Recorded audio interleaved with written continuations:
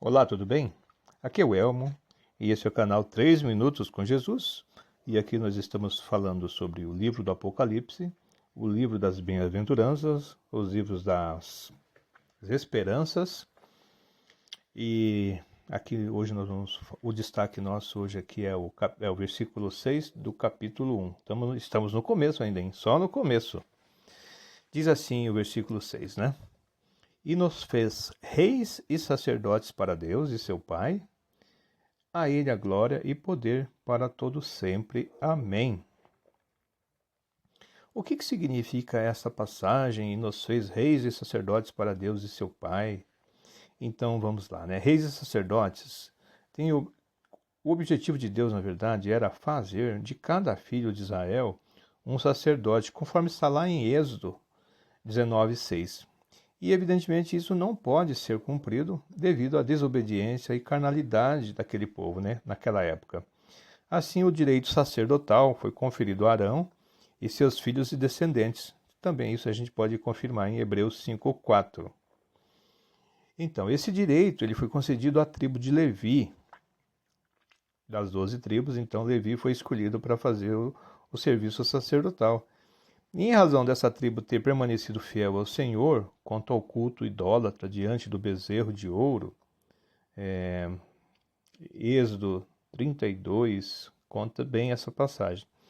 O texto em foco ali, na verdade, diz que Moisés se pôs em pé na porta do arraial e disse: Quem é do Senhor, venha a mim.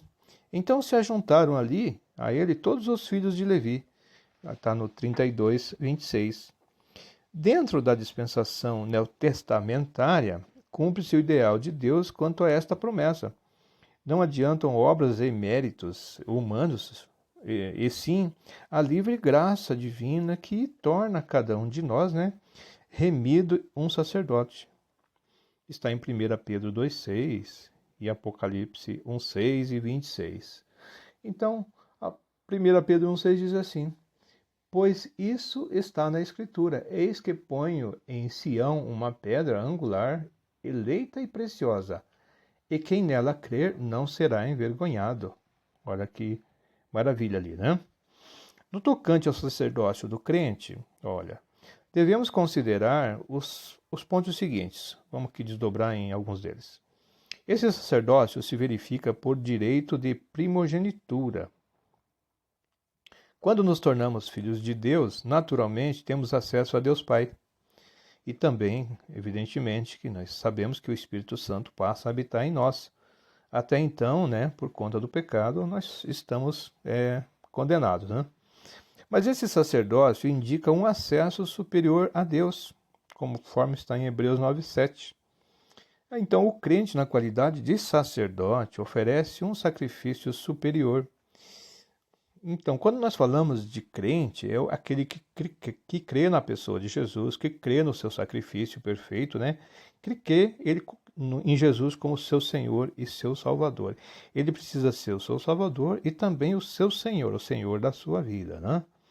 Então, desdobrando este ponto, que o crente, na qualidade de sacerdote, oferece um sacrifício superior, vamos dizer que o seu próprio corpo é como um santuário para Deus. Pode confirmar lá em Romanos 12:1, por exemplo. O segundo ponto é o louvor de sua vida e de seus lábios ele oferece a Deus. Também está em Hebreus. Hebreus 13:15, que Hebreus é um dos mais interessantes livros do Novo Testamento. Nós identificamos como carta aos Hebreus, né? E suas riquezas financeiras devem ser usadas para benefício do próximo. Está em Hebreus 13:16. A gente vê muitos aí, né, se abastando de dinheiro e acumula tanto dinheiro que acaba perdendo a sua alma, né? Como diz o próprio Evangelho, né? Então, na qualidade de sacerdote, o crente tal como Cristo e o Espírito Santo é um intercessor em favor dos outros. Então, o crente passa a interceder pelos demais, né? Seres da terra, sua família, né? Seus colegas e assim por diante. Conforme está lá em 1 Timóteo 2, né, versículos 1 a 3, pode ir conferindo. O sacerdócio leva-nos à comunhão com Deus, o qual é o nosso Pai, segundo se aprende em Apocalipse 1:6, né? Que a gente leu há pouco. Então, portanto, o sacerdócio é um meio de comunhão e nessa capacidade, né, é conservador da nossa e da nova natureza, né? Porque nós somos nova criatura. Então, segundo a imagem do Espírito do Senhor. 2 Coríntios 3,18. Abrindo um pouquinho mais, então o alvo, pois, é que tenhamos perfeito acesso a Deus, e isso terá de ser conseguido somente através da participação na própria natureza do Pai. 2 Pedro 1,4.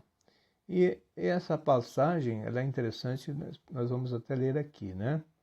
2 Pedro 1,4 diz assim, ó, por meio delas, ele nos concedeu as suas preciosas e muito grandes promessas, para que por elas vocês se tornem coparticipantes da natureza divina, tendo escapado da comunhão ou da corrupção das paixões que há no mundo. Então, quando você está em Cristo, você acaba, por natureza, escapando da corrupção e das paixões que há no mundo. Você passa a ser um coparticipante da natureza divina através de Cristo, obviamente, né? Então, e nisso consiste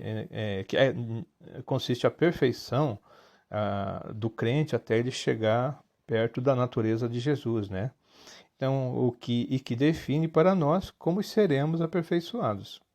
O crente, ao aceitar Jesus como Salvador, torna participante, então, de um sacerdócio real, isto é, sacerdócio e realeza.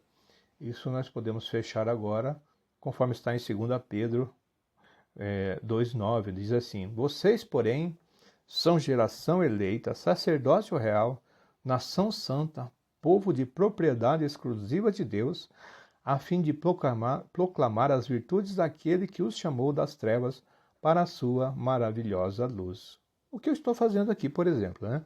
Proclamando as virtudes de Jesus, aquele que nos deu salvação, aquele que nos deu o caminho para o céu, né? Aquele que nos remiu dos pecados, né? Dos nossos pecados que estávamos condenados. Então Jesus passa a ser para nós aquele que pela graça de Deus, né, nos faz salvos. Então, quem crê no Senhor será salvo, você e a sua casa também. Então, aqui o que eu tenho de desejo para ti é que você venha se tornar, né, parte dessa geração eleita, parte do sacerdócio real, parte dessa nação santa, né, propriedade exclusiva de Deus. E também que venha proclamar as virtudes do Evangelho, as virtudes de Jesus, né? Aquele que te dá paz, e a paz que excede todo o entendimento. Então, esse é o destaque de hoje, né? Versículo Apocalipse 1:6. E que você seja muito abençoado e venha meditar nessa palavra e ler, entender, né? Buscar a interpretação do livro do Apocalipse. Que Deus abençoe você e até a próxima.